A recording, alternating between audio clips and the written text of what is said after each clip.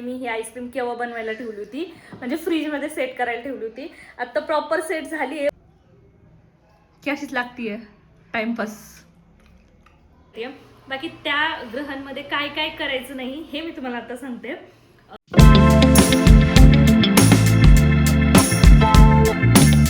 High everyone, welcome back to my channel. कसे आहात तुम्ही सगळेजण? तर आजचा जो व्हिडिओ आहे ना, तो मला सकाळपासून स्टार्ट करायचा होता. आता 6:30 वाजले, तुम्ही इकडे बघू शकता.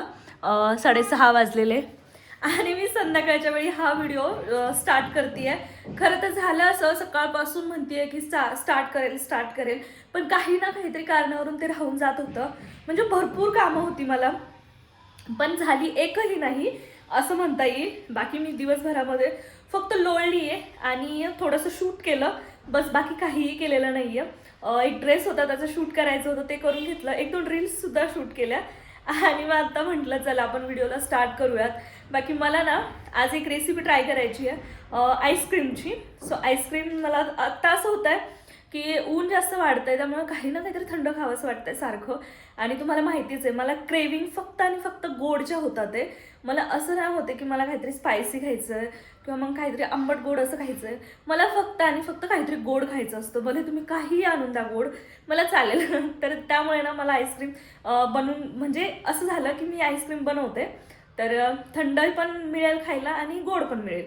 सो मी ती रेसिपी ट्राय करणार आहे. बघूत आता जमतं आहे की नाही जमतं. मी फर्स्ट टाइम हे ट्राय करणार आहे, ते तुमच्यासोबत मी शेअर करतेच. आणि राहिला प्रश्न ग्रहांचा, मला ना खूप जास्त कमेंट्स आहेत आणि खूप जास्त DM सुद्धा आले इन्स्टाला की ग्रहण येत आहे 3 मार्चला, त्याबद्दल आम्हाला थोडीशी माहिती दे. काय पाळायचं, काय नाही पाळायचं, परत त्याचं टायमिंग काय आहे, हे सगळ्या गोष्टी आम्हाला सांग. अशा मला भरपूर कमेंट्ससुद्धा आल्या. इन्स्टा यूट्यूब दोन्हीकडे, इन्स्टाला DM सुद्धा आलेत. म्हटलं चला त्यावरती सुद्धा आपण थोडीशी माहिती देऊयात. मला जितकं माहिती तितकं मी तुमच्यासोबत या व्हिडिओमध्ये शेअर करेलच. की स्वयंपाकामध्ये मी आज बनवणार आहे सोया पुलाव. त्याची काही रेसिपी मी तुमच्यासोबत शेअर करत नाही. तर चला आपला आजचा ब्लॉग कसा होतोय ते आपण कंटिन्यू करूयात. आणि बाकी ग्रहांची माहिती, आईस्क्रीमची रेसिपी तुमच्यासोबत नक्की शेअर करते. तर चला सगळ्यात अगोदर ना तुमच्यासोबत आईस्क्रीमची रेसिपी शेअर करते, जी मी पण फर्स्ट टाईम बनवते. पण म्हटलं चला बनवतीच आहे तर त्याची रेसिपीसुद्धा तुमच्यासोबत शेअर करते.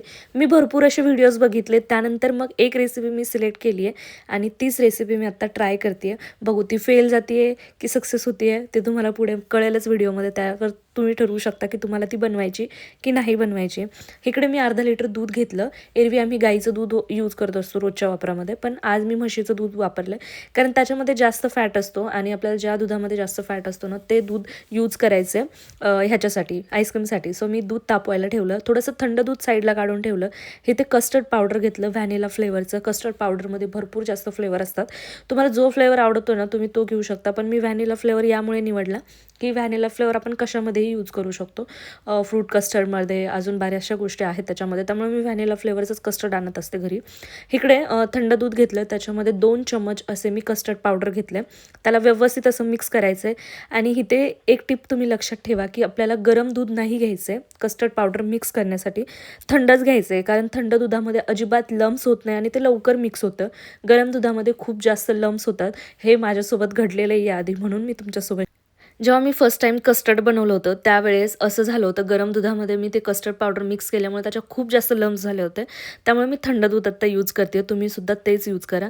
दुधाला इतकं बॉईल येईपर्यंत आपल्याला गरम करून घ्यायचं. 1-2 उकळी आली दुधाला की त्यानंतरनं मग आपल्याला आपण जे कस्टर्ड पावडर मिक्स केलं होतं ते ह्याच्यामध्ये टाकून द्यायचं. जेवढं पण दूध आपण घेतलं होतं ते सर्व ह्याच्यामध्ये एकदम टाकून द्यायचं. असं काही नाही आहे की थोडं थोडं टाकायचं, टाकून घ्यायचं आणि छान त्याला ढवळून घ्यायचं 1-2 मिनटं.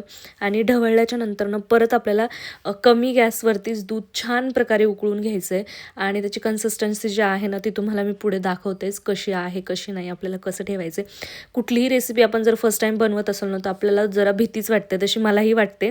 पण ठीक आहे, कॉन्फिडंट होऊन आपण जर बनवलं ना तर ती कुठे ना कुठेतरी सक्सेस होतेच, मला असं वाटतं.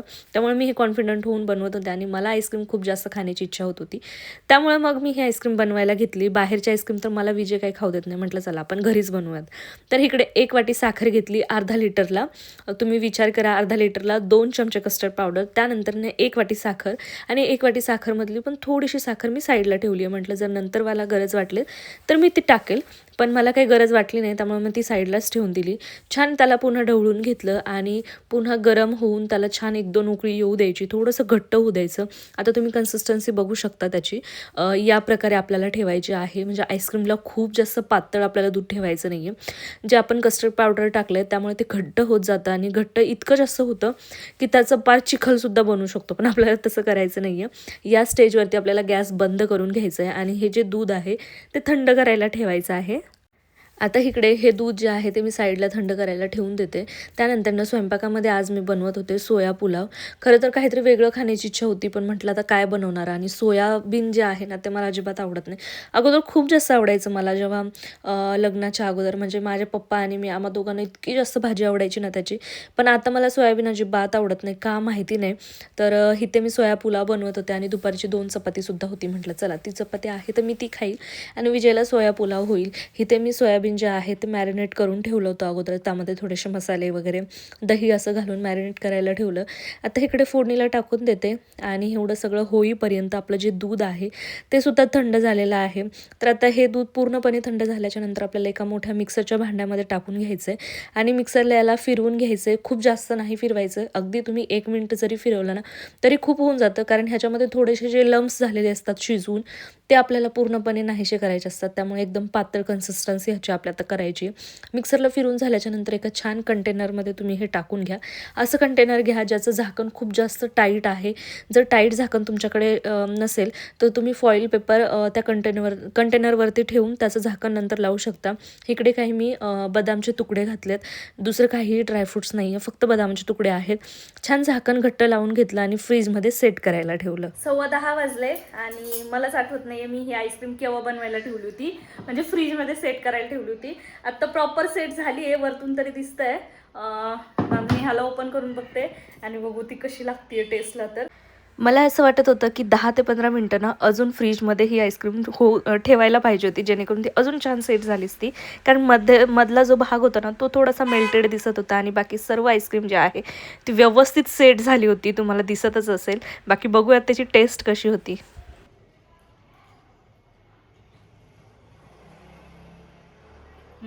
मस्त लागते.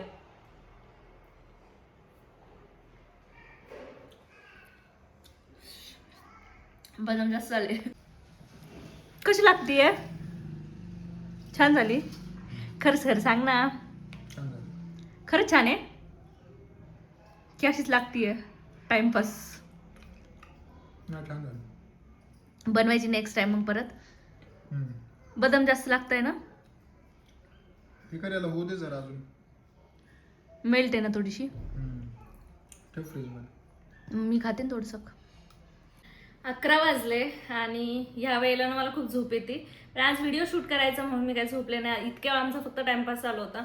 भरपूर असे फोटोज आम्ही शूट केले, म्हणजे अचानक मूड आला तर म्हटलं चला फोटो शूट करून घेऊयात. तर आईस्क्रीम तशी खूप छान झाली होती, जसं मी तुम्हाला बोलले.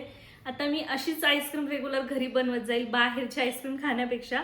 फक्त कधी मधी ना त्याच्यामध्ये जे फ्लेवर आहेत कस्टर्ड पावडरचे ते वेगळे वेगळे ॲड करेल. मी आत्ता व्हॅनिलाची बनवली होती, बघू आता नेक्स्ट टाइम कुठलं तरी वेगळं. तर चला आता आपण मेन मुद्द्यावरती येऊया, ज्याबद्दल मलाही जास्त काही माहिती नाही आहे. ती इन्फॉर्मेशन मी तुमच्यासोबत शेअर करते आहे.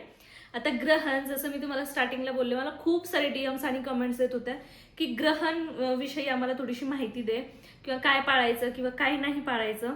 तर सगळ्यात अगोदर तर हे मी सांगते की मला ह्या गोष्टींवरती विश्वास नाही आहे. प्रत्येकाचं वेगवेगळं ओपिनियन असतं, तसं माझंही आहे. पण तरीही मी पाळणार आहे काही गोष्टी. ते सगळे सांगतात ते म्हणून पण म्हणा, किंवा मग स्वतःच्या बाळाची जेव्हा गोष्ट येते तेव्हा आपल्याला त्या गोष्टी वाटतात. तर मी काही गोष्टी पाळणार आहे, काही नाही पाळणार आहे. तर मी तुम्हाला सांगते मी काय पाळणार आहे, काही नाही पाळणार आहे. तर 3 मार्चला ग्रहण आहे. ते काहीतरी खग्रास चंद्रग्रहण असं आहे, जे खूप दिवसातून येतं किंवा वर्षाला येतं, मला माहिती नाही एवढं. पण ते मोठं ग्रहण आहे असं म्हणतात.